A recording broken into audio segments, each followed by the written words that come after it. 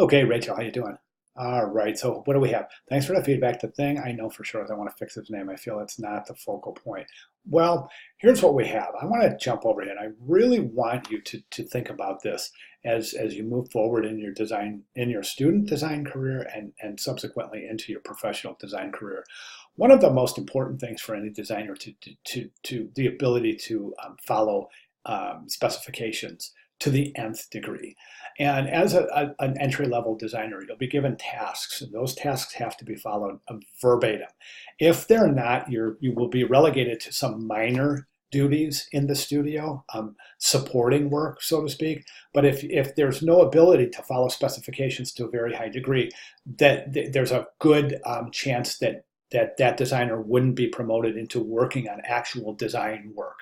Okay, and I think that makes perfect sense. Now, Rachel, you probably are asking yourself, well, why are you saying that? And the reason I'm saying that is this. We take a look at your poster, and the first thing we see, this is an illustration, this is an illustration, this is an illustration. So all of the meaning that you're creating in the front is created illustratively and not typographically. So don't forget now, in this week's lectures, and a lot of the things we talked about this week, and to a certain extent last week, we talked about this idea of visual correspondence. And if you take a look at the lecture, this wait a second, I think it's last week's lecture, the lecture on visual correspondence. So you'll see several techniques that we can employ to create meaning and to establish a continuation or a connected meaning from the front of the back of the poster, but it's got to be based on typography, okay? And if you take a look at the project specifications, you really want to make all of your meaning typographically. And I think I can show you a couple of examples. But so I hate to say this because I hate to sound discouraging, but it's going to have to be back to the drawing board on this one. So you want to create any kind of visual correspondence by using typography. Let me show you some examples here. And to do so, I will go to the announcements area. Let's open up the announcements area and let me show you what I mean. Okay, so in the announcements area, we jump over to welcome to week 6. Actually, I think it was welcome to week 5. Sorry about that. So let's go back and we'll go into welcome to week 5. And this is where I have all these examples of the posters from previous student projects. So as we can see, none of them have illustrations. None of the student examples from the LMS have illustration on the front. So keep that in mind. What I mean about creating meaning using typography is this. So this is an illustration, right? And it illustrates this kind of power, right? Some kind of solidarity power. It also is in chain, so it also is illustrating some sort of suppression, right? Now, this is an illustration. However, it is used typographically because we're using visual substitution to create this illustration and replace the O in Tony. It works because it's a typographic solution.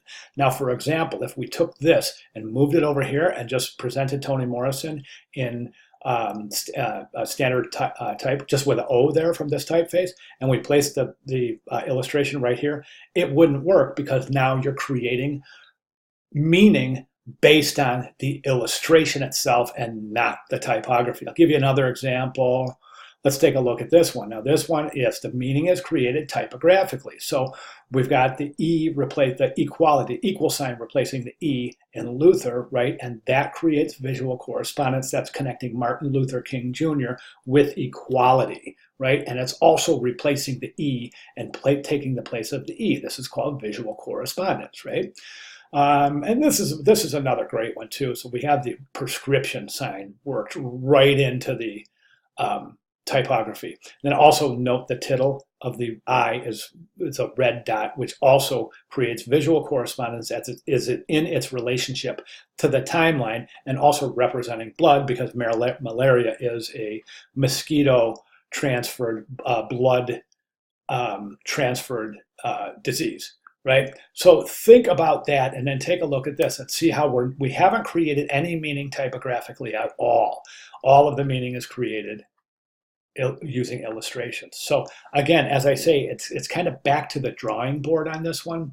So let's go ahead and think about how you can think about what you want to say. What is the concept? And then think about how you can represent it typographically And it's okay to use illustration as long as the illustration is worked into the type. Do you see what I'm saying? So, and then think about also once you do establish a typographic and establish meaning typographically on the front of the poster, then you have to think about how can you create visual correspondence and continue that meaning onto the back of the poster. Let me give you an example of that. This is a great example of what I'm talking about, the continuation of meaning from the front to the back of the poster. Here we have the M in Malala, which has this pattern on it, right? Which doesn't seem to make any sense right now, and it doesn't on the front of the poster. When we get to the back of the poster, we see now that is used for the timeline. Now it's starting to make sense. We've got a connection. Now the connection is further solidified as we take a look and see the pattern is right out of the image. So we've got these definite connections here from typography to concept, and also a relationship of the concept to the image. So everything fits together. Do you see what I'm saying?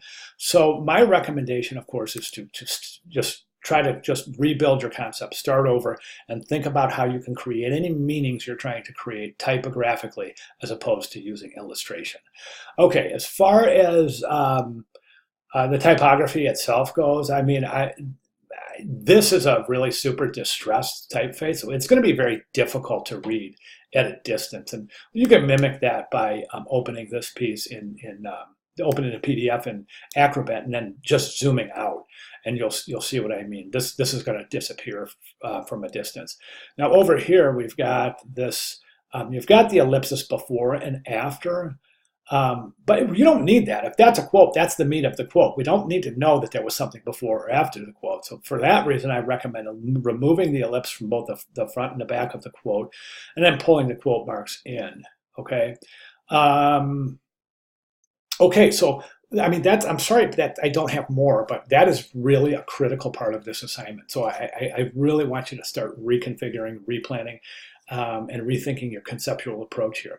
Now, I would like to see you post before Sunday, and that way I can get comments back to you and we can determine the validity and the effectiveness of your new concept when you do get to that point. Okay, and I don't mean to sound discouraging, Rachel. I really don't. I really want you guys all to come out of this class with a portfolio worthy piece. And being a typography class, it should be known that your solutions here should be typographic in nature.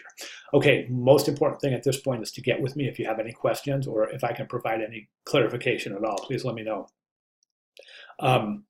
And as I said, I'd like to see you make changes and resubmit, so that we can take a look at the effectiveness therein. Okay, thank you very much. And again, I just want to reiterate, any questions at all, please don't hesitate to let me know. All right, thank you very much, Rachel.